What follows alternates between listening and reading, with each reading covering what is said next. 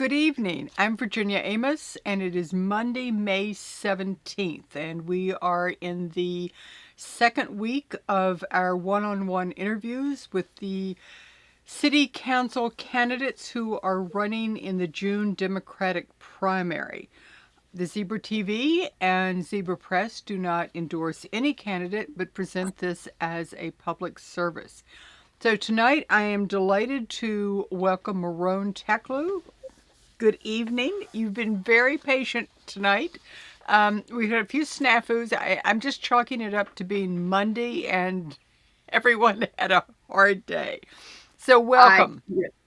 Thank you, Virginia, for having Okay, me I can't tonight. hear you. Oh, Do we have sound? We do here. We're showing it here. Okay. can you hear me okay? No? I can't hear a thing. Okay, sorry. That's okay. Don't worry. We'll get it We'll fixed. get it fixed. You have both of our shining faces It's on just showing screen. up okay here. We'll just keep smiling and, we'll pretend like we know exactly what we're doing. Oh no, it's she's not hearing it. Oh, yeah. Oh, here we go. Try now. Try now. You. I can hear you. Okay, perfect. Now we're good to go. So, Meronne, you are, I would not say a household name in this race compared to a few of the other names that I've been hearing for a longer time.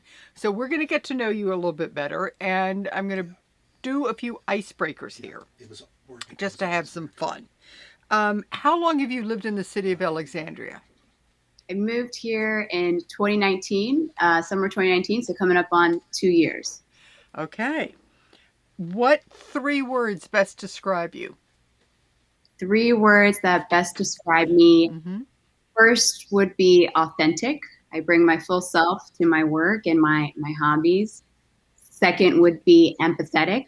I really do believe in the power of listening to others and putting yourself in their shoes. And third would be transparent. I try to share my perspectives openly with data-driven decision making, and so those would be my top 3. Okay. What is something that people would be surprised to know about you?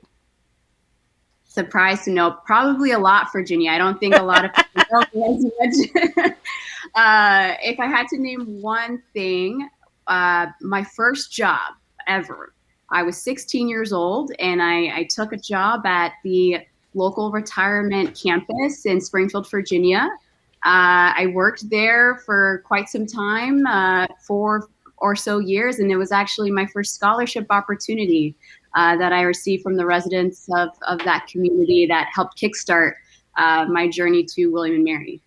Nice. I like that. I was just, the minute you said that, I was thinking back on my very first job. And it was actually as a newspaper proofreader, which back in the days when people still did that. And what is your guilty food pleasure? Guilty food pleasure is definitely some Ben and Jerry's. A variety of flavors in that. One of them being the Americone Dream, championed by Stephen Colbert. So that is certainly one of my favorites. Okay, well, I must say ice cream is kind of like the, 10 to 1 favorite among the city council candidates. So I don't know. We'll have to think about doing something with that. So you mentioned that your first job was in Springfield and you went to William and Mary. So obviously you are not a stranger to Virginia, but it's just Alexandria that you are particularly new to. Yes, I've been in Virginia my whole life. My parents came here. They were immigrants. They settled in Alexandria as one of their first communities here in the United States back in the 80s, and raised me. I was born in Alexandria, but I did grow up in Fairfax County, as you mentioned, specifically Springfield. Went to undergrad, William Mary in Williamsburg, Virginia, and came back after school. So I've been a Virginia girl since I can remember, but have been bridging that gap as well with our immigrant communities here and folks from first generation backgrounds. It's been a joy and a pleasure to hear from folks in our community and learn more and meet more folks here in Alexandria through this campaign trail as well. And where did your parents come from? They migrated here from Ethiopia, Okay. actually. All right. So you're relatively young. Um, you've been a citizen of the city for 2 years. What pushed you? What compelled you to throw your hat into the ring for what can be a thankless endeavor? Excellent question. And it's very important. I mean, for me, number one, of course, top of mind is COVID. We've Okay. seen through this pandemic, our communities of color and underserved, marginalized communities be disproportionately affected. We've seen folks lost their jobs, lost their health care, lose their homes. We've seen a tremendous amount of need of support from our city to support those who are facing evictions. A lot of our immigrant community here in the West End that have been longtime residents of Southern Towers most recently have come forth and shared with me their perspectives and their experiences being scared for securing their homes here in Alexandria. And so helping to amplify those stories for me has been very compelling. One of my main key drivers in running for Alexandria City Council is to help amplify and elevate those voices. But outside of that, Virginia, I would also say I was very disillusioned by politics. I am not a politician by any means. I am a first-time candidate, new to this race, new to figuring out what it means to run for office. And when Trump was elected, was very much disillusioned, didn't know what it meant to make a difference in our civic engagement, and felt really compelled to put my hat in the race, just seeing the effects of COVID on our minority communities, but also thinking critically about how we implement change related to equity, not just on the federal level, but here at home, in our neighborhoods, in our schools, here in Alexandria on a local level. Thank you. Do you live in the West End? I do, yes. Okay.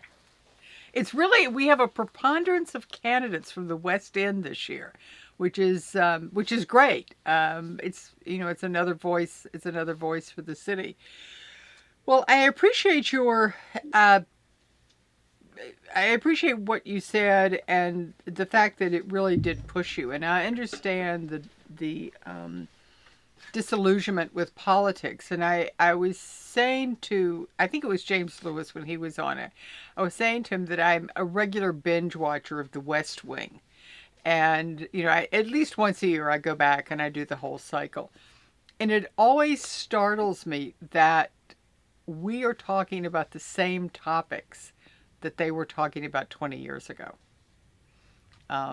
And you sometimes you wonder, how far have we really come, and are we just spinning our wheels, and where do we make that substantial change? So for anybody who's willing to get into the trenches and get their hands dirty, hats off. I really appreciate it. And I'm one of 13, right? There's one of 13. There are a lot of people who seem to be willing to do that. I mean, and it's great. It's great. In talking to, say, people at Southern Towers and in the communities, perhaps where other candidates are not going, I don't know. Because Alexandria doesn't have the award system, you have responsibility for the entire city. And, the people who live at Southern Towers are perhaps very different from Old Town or Del Rey. What are you hearing from people, not just at Southern Towers, but around the city, as being core issues that they're very concerned about? Yes, excellent question. Number one issue that I've heard time and time again on this campaign trail has been around affordability. And as you mentioned, Virginia, this is not a new issue. Since 2000, we have seen an 88% decline in affordable housing units here in Alexandria, and the pandemic has only highlighted, this housing crisis. And it's not just Alexandria. This is also a regional issue. And with the new Amazon headquarters coming into neighboring Arlington County, folks are concerned that they will be displaced and forgotten. That has been a continuous theme with various communities that I've spoken with, and addressing that issue has been continuously highlighted. In addition to affordable housing, the larger conversation of affordability, affordable transportation, right? I'm very excited that most recently our Dash bus transit system will be eliminating our fares. And I think that's an excellent opportunity to introduce new ways of equitable transportation. And we need to continue having those conversations and advocating for those type of policies, because ultimately, affordability has been a key issue, but that affordability is not the only issue, of course. We've also heard a lot of issues related to modernizing our public infrastructure. Infrastructure is a very broad topic, touches on many different things. As someone with a technology background, a common, I would say, complaint that I hear on the campaign trails related to internet access. It's no secret that we only have one internet service provider in the city of Alexandria, and many other jurisdictions have competition in that marketplace that allow for competitive pricing and more high-speed connectivity. And so that's a second issue I've heard pretty frequent on the campaign trail is related to investing in broadband infrastructure, but then also, mitigating against flooding. That has been a long-standing issue in the city of Alexandria. That time and time again, I hear folks who are complaining that the city needs to do more investment related to long-term solutions for mitigating against flooding, investing in our stormwater management. We have $59.6 million being allocated to Alexandria yes. as part of the American Rescue Plan. So top issues I hear on the campaign trail: one, affordability related to affordable housing and affordable transportation. Second being infrastructure, broadband, and our stormwater management infrastructure. Investing in that will be critical. Those are probably top issues, but a variety of issues, of course.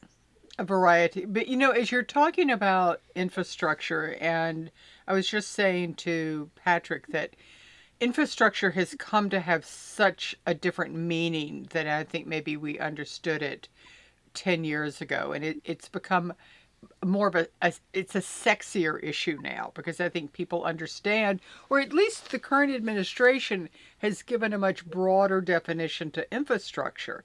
And I would say, listening to you, that the same thing about affordability. Affordability is not just housing, but it encompasses transportation, it's education, and it really goes like this, I think, with infrastructure. And that you really get those two kind of sorted out, and you feel like you can make some progress. Yes, and you bring up a great point, right? The intersectionality of these issues is critical. And as we think about equity and living up to our values of implementing equity in the city of Alexandria, it's important to keep that in mind. That intersection is where the magic happens, right? As the saying goes. So you can't think about one without improving the other. You can't think about advocating for economic or social justice without advocating for environmental justice. It's very much, the way that we've structured our campaign priorities has been from that lens. That intersectionality is the key to driving change forward. Okay. So we've touched on the issue of flooding and using funds from the American Rescue Plan, and certainly broadband along with that. And I have not found anybody that has said they did not want to use that money. So I do think for the council that is elected, that is going to be first and foremost, and it seems to be a collective yes. We need to get this done. We have to talk about Seminary Road, because it's something I talk about with everybody. Do you see the West? Do you feel the impact in the West End or do you hear about it? Both. Okay. All right. Fair. Both. Yeah. And Seminary Road, I will give my position on it and then provide some more commentary. But, and this is well-known information from the first debate that we had with the ADC.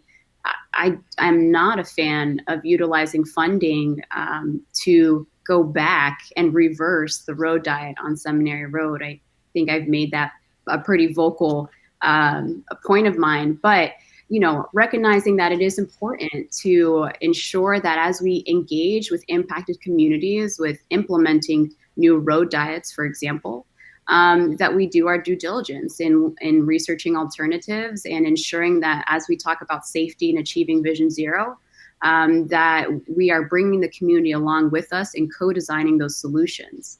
I think I've heard from many different residents that they feel kind of disempowered from that co-creation process, that we are, as a city, not being great listeners to those that are most impacted by the decisions that we make. And so I think it's important to address that. Community engagement has been coming up time and time again with new city projects that we introduce. And so as we think about future road diets, I do think using the Seminary Road example of what we don't want to repeat in terms of in terms of ensuring that all voices are heard, right? But also recognizing that as we grow from not just a suburban area, but to a more urban area, as we see more and more diversity coming into the city and wanting to advocate for multimodal transportation, we do have to recognize that we must share the road. We have pedestrians, we do have bikers, and we have residents who really do need that support to make sure that our streets are safe. And backing that up with data will be critical. We talk a lot about data-driven decision-making and how can we introduce that and make sure that the proposals that we put forth are really backed in that data, and that it's transparent, it's accessible to the public, whether that's dashboards on our city's website, whether that's reporting. I think we don't have to, it shouldn't be too hard to show the data, to show the information, right? Like right. It should be something that we want to do. Right. Although it's easy to manipulate those numbers to sometimes look like you want them to look. But let's take a case in point that is certainly going to be big for the West End, and that is the proposed move of Alexandria Hospital to Landmark, which has been, certainly the redevelopment of Landmark has been a long time coming. There have been a lot of false starts. This seems very promising. So let's, using that as something that you can plan, what kind of public process would you see implementing so that the voices are heard and the community feels like they have some input in what that landmark development is going to look like? Not the hospital itself, because that's kind of another part, but what surrounds it? Yes, I love this question. So I was born in Nova Alexandria. I grew up going to Landmark Mall with my family.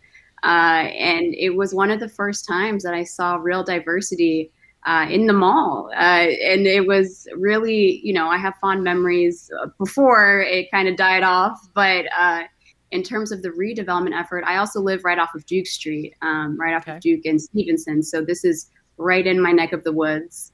And this development project is very critical to ensure, as you mentioned, Virginia, that we reach those impacted communities, folks that historically may or may not have come out to public hearings, public forums. I've seen the city and developers kind of introduce new ways to reach these communities in different cities. I think, what we'll have to do is meet folks where they are. Now that we have Zoom, it's been a new way for us to connect digitally. for us to dial in to forums, to have our voice be heard. And, in this new age of technology, I think we should leverage that. We should be texting our constituents who are impacted by new projects coming into their neighborhood. Folks that don't know about e-news or 311 alerts. How do we get them into our system to get our email blasts for these community hearings, to get our text messages and calls? And then how do we, do the groundwork of traditionally what we do when we want to get organized and let people know? We canvass, we go door to door, we put up signs in the neighborhoods. And I've already seen that in the West End for some of our community hearings related to the Landmark Development Project, which I think is great, right? Seeing a big banner right by your house definitely lets you know that there's an upcoming project and here's what I need to do to get involved. But I think it's just meeting folks where they are. I'm a fond advocate of utilizing technology, whether it's, again, the e-alerts, the text alerts, the voice alerts, and making sure that it's accessible. And we have a variety of languages spoken in Alexandria, providing bilingual support, supporting both, Spanish, Amharic, Arabic will be critical so that we reach these community members who, predominantly in the West End, over 45% come from immigrant backgrounds. So I think having that context, right, and having folks that understand that and understand that we need their voice because these will be the folks that are most impacted, and we need to reach them in whatever way we can, right, by any means necessary. Right. We need to make sure that people are heard. Yeah, I mean, this may just be such an opportunity to really devise a model that can be replicated for engagement, because there is some time to start the planning. So I'll look forward to seeing how that kind of develops out of council. So how do you envision your role on council? It's not a full-time job technically, but it certainly takes up a lot of personal time. And it calls on you to be responsive to constituents all over the city. Yes. If elected on the council, I hope, well, one, it's not a secret of my age. So I would bring that multi-generational lens and hopefully help to amplify our youth and our collective voice within that. But secondly, really much, one of my key drivers is to help bring a fresh data-driven perspective. I mentioned I come from a technology background. I work for a large professional services firm here in Northern Virginia with a variety of clients impacting millions of customers and including Fortune 500 companies, the like. So I'm not afraid, and I know what it means to manage large-scale enterprise projects. The city of Alexandria, we're fortunate enough to have over 150,000 residents, a diverse, vibrant community that we have here. And, on council, I'm excited to help champion our voice. And in terms of balancing Virginia, you mentioned that, I work in technology. So a lot of our work is on the computer, on Zoom, remote. So that is nice to have that flexibility. And be more accessible, right? I think having that flexibility will be key for anyone elected on the council, because as you mentioned, it's part-time, but it really is full-time, right? It is. City doesn't sleep, so you need to be sure that you have enough, wiggle room to ensure that you can balance all those different things, which is something I've been actively trying to prepare and plan for as well. Good. All right. Eli, do we have any questions? We sure do. Oh, good. We have questions from the audience. Let me bring these over to you. And he is going to... Yeah. There you go. There you go. Okay. Thanks. All right. So...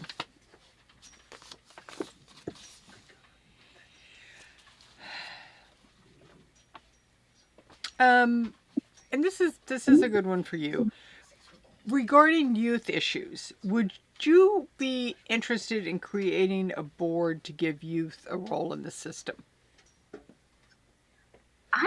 That's an excellent question. I would be open, but I would caveat, and I would say, you know, ACPS already provides student representation, right, to the board, student representatives. So I think taking a similar approach for our city commissions and boards would be a great opportunity.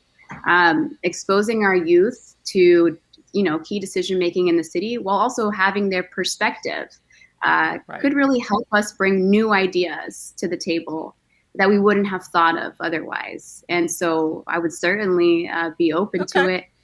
Yeah. Sounds good. What is the best part of being a community advocate? And do you have any advice for folks regarding activism? Yes. The best part of being a community advocate is learning through others, I would say. Because as an advocate, right, you are championing the cause of your community. And there's nothing more exciting to me than having, empowering our collective community, right, our collective values. And so advice I would give for folks that want to get into activism, I started out, quote unquote, activism work in undergrad. I was organizing for Black Lives Matter before the George Floyd unfortunate, police brutality case, where that became a key theme in America. Was across the nation, we were seeing folks mobilize and protest, and we heard just a tremendous amount of response to that. And so any advice that I would give for folks interested to enter that realm of activism, I would say highly encourage you to do it. Try it out. Just plunge in. That's the step, right? That's how you know if it's for you or if it's not for you. You find something else that feeds your passion and feeds your soul. But I would say just go out and do it, and then learn from others. Follow the roots of others. We have many leaders here in Alexandria and grassroots organizers who have been doing this work for generations. And so I would say learning from others, number one, getting involved, number two, and just going for it and seeing if that's for you or not. Sounds good. And when not campaigning, what is your favorite TV show or movie to binge watch?